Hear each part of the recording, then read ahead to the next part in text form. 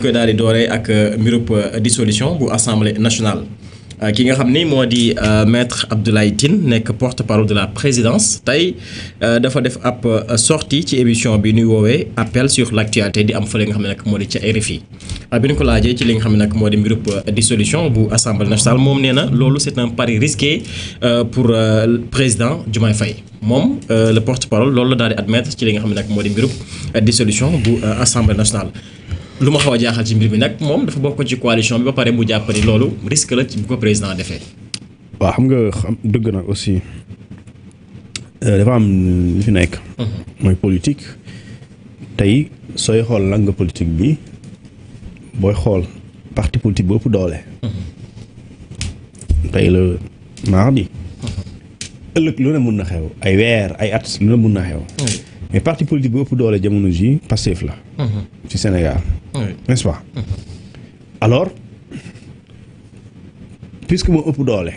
et que du dem ci pour ñu dem ci décembre lu ci des ci juróom benn weer lay mat.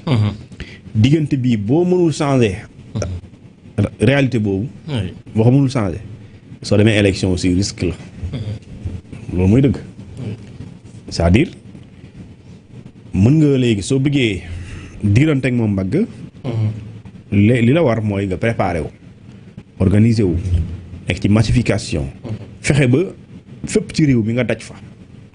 léegi fexe daj ci réew mi bu dee pare woo defoo ko. dina jafe boo demee élection parce que li tax nga dissoudre assemblée nationale mooy da ngaa am problème majorité. léegi pour nga am majorité il faut yow nga am doole politique. léegi doole politique boobu pour nga am ko il faut nga am machine électorale mu ay nit yu lay votel. nit yooyu mënu la votel te xamuñu la te jege woo leen. te donc pour ñu xam la jege la. da ngay dem rencontrer leen te diggante boobu day gàtt. léegi nag fu fekkente ni yow décembre da nga ko bëgg a dissoudre mais boo ko dissoudre décembre amoon nit yooyu ñu jàpp ne war nañ la fal. wala war nañ la élire wala war nañ la jox majorité. problème bi foofu lay nekk. léegi nag loolu même boo faree ci Diomaye loolu réalité la. parce que xam nga ne politiquement Diomaye ëppul Sonko doole benn. politiquement est-ce que Diomaye moo ëpp Macky Sall doole. déedéet. waaw léegi Macky Sall am na affaire. waaw léegi loolu mooy réalité bi léegi nag pour yow nga am sans nga nekk ci mu leer na doo am doole doo am ndam mooy il faut nga fexe ba nga dribbler Amadou Ba. dribbler Macky Sall dribbler Pastef pour nga jàpp na yow yaa am yow soo demee majorité soo demee.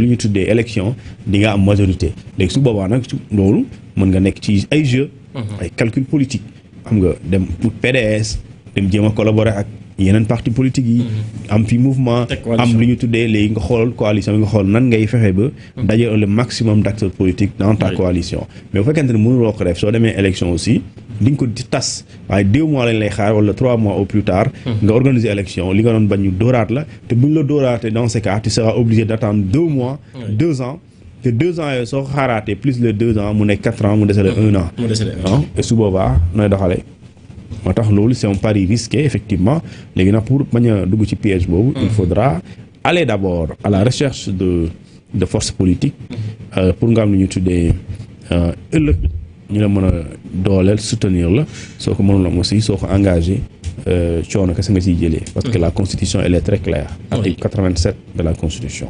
mais lu ma xaw a jaaxal ci mbir mi mooy danoo teg li nga xam ne nag moo di coalition bu fekkee tas assemblée dafay nekk li nga xam ne nag moo di lu compliqué si ñoom est-ce que pertinence bi ñu doon xaar ci coalition bi ak lu mu si yéene woon moom jot na ko daal di am parce que ñoom yàgg doon annoncé ni lu tolloog 3000 wala 4000 maires am nañ ko fii ci biir réew mi.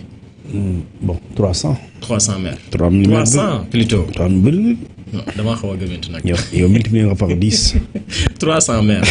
waaw 300 mais xam nga politique nit ñi nga xamante ni des fois waa politique dañuy nax seen bopp.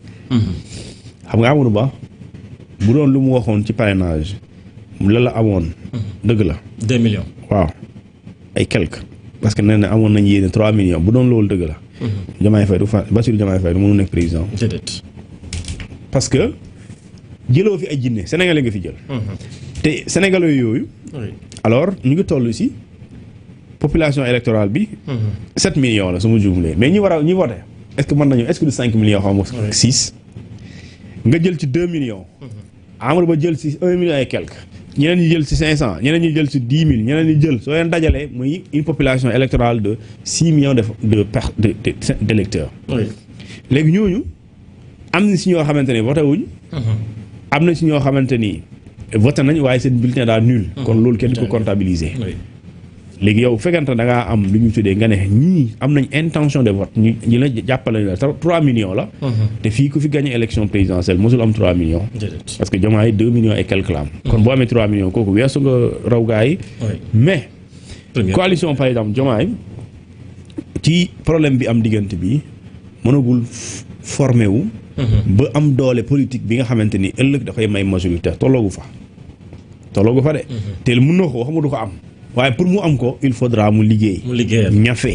ñafe boo foo tourné nga gis seen couleur mais foo tourné nga gis sénégalais yi di ko def seen yëfu bopp tant que loolu amuloo ko dina jafe pour nga am majorité à l'Assemblée nationale. parce que majorité du ni nga ko biggee nga koy amee.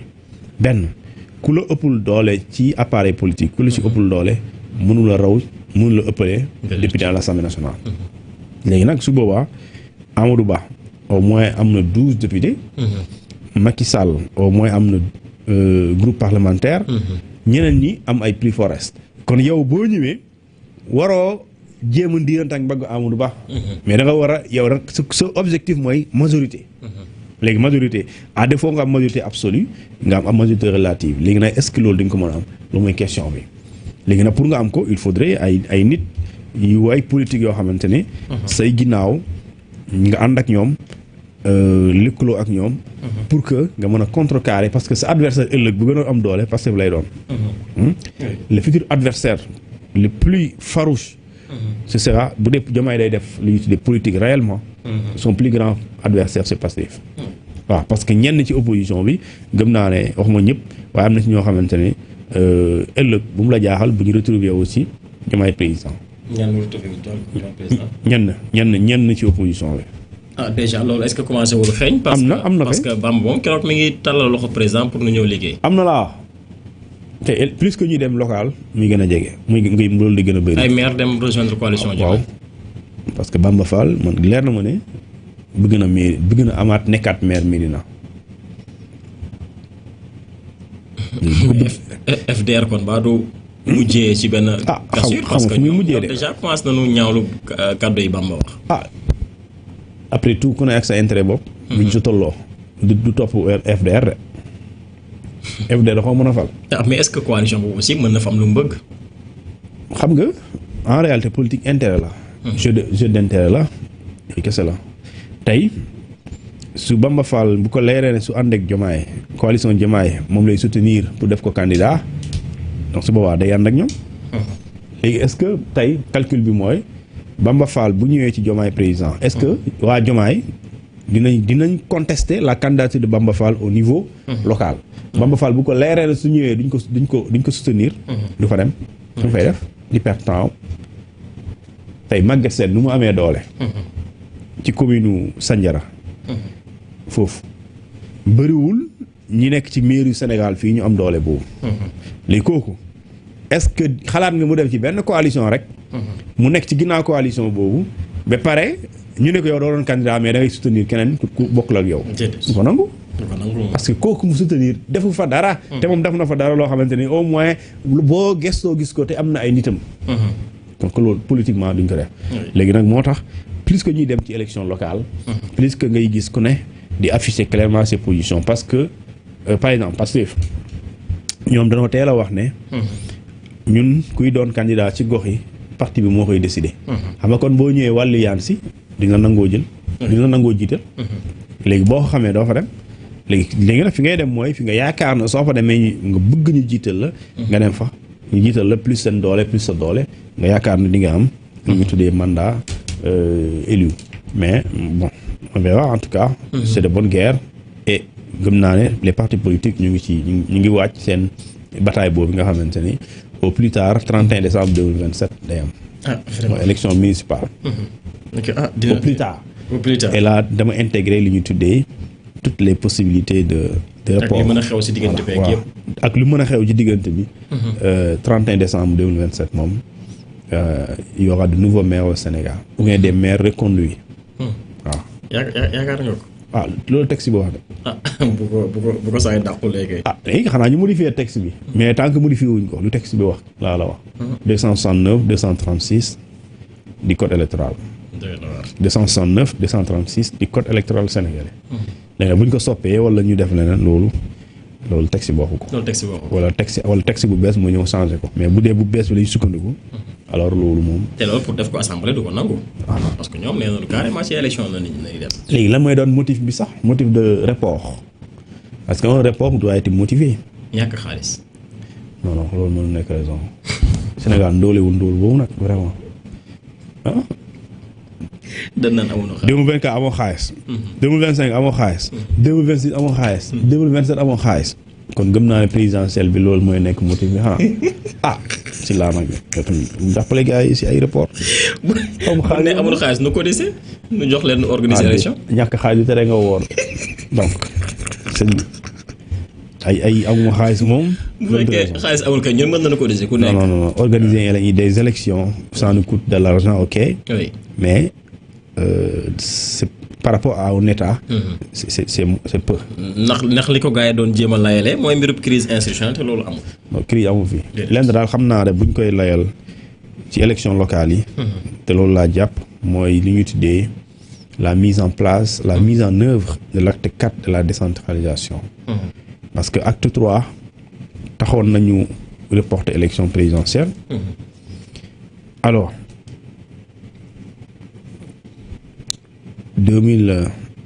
2014 les maires du Sénégal 2014 lañ leen élire yaa ngi dégg 2014 5 ans la ñu waroon toog 2014 15 16 17 18 19 2019 la mandat yi jeexoon. Macky Sall renvoyé ko 2019 2020 2021 2022 janvier le 23 ñu dem élection. kon renvoyé nañ ko presque mairie dem nañ ba am nañu mairie yoo xamante ni am nañ mandat 2 fois. maanaam 5 ans la ñu am parce que mandat bi 5 ans la nga toog ba 2019 2020 2021 2022 ça veut dire que donc de 3 ans. 3 ans après sa mandat légal bu mu jeexee. mais li la fa toogloo mooy dañoo reporter loolu dafa arrangé yenn maires yi parce que yenn maires yi bu ñu demee élection dañ leen gagné. kon kooku le fait que ñu proroger le mandat de 3 ans daf ko arrangé parce que ça lui a permis mu toog pour ces 3 ans là mais passé les 3 ans le 23 janvier 2022 alors il a été tout simplement écarté du jeu parce que ki ma nekkaloon ci au niveau local kooku daf ko gagné. donc fii aussi man bon gëm naa ne li ñu mën a teg ci table bi ëllëg mooy li ñu tuddee la mise en place de l'acte 4 de la décentralisation pour ne pas dire bon xam naa code électoral moom mënu nekk raison mais acte 4 bi moom mën na nekk seen motif parce que tey l'acte 4 de la décentralisation dafay créer de nouvelles communes. alors boo créer de nouvelles communes il faudrait des maires pour diriger ces communes là donc mënoo après élection nga créer acte 4 après élection mënoo mettre en place acte 4 parce que soo ko defee aussi tu vas organiser des élections pour ces nouvelles communes là donc l'idéal voudrait que dans ce cas mettre en œuvre plutôt l'acte 4 de la décentralisation nga boucler ko nga pare créer li ñu tuddee de nouvelles communes après nga dem élection pour toutes ces communes du Sénégal pour élire leen de manière générale comme ça ñu xam ñan ñooy nekk les nouveaux patrons exécutifs locaux. alors Thioune ci gouvernement bi dafa mel ni ñàkk déggoo daf ci am entre Serigne Gueye Diop le ministre de l'industrie et du commerce ak ki nga xam ne nag moo di Cheikh Diba nekk le ministre de l'économie des finances et du plan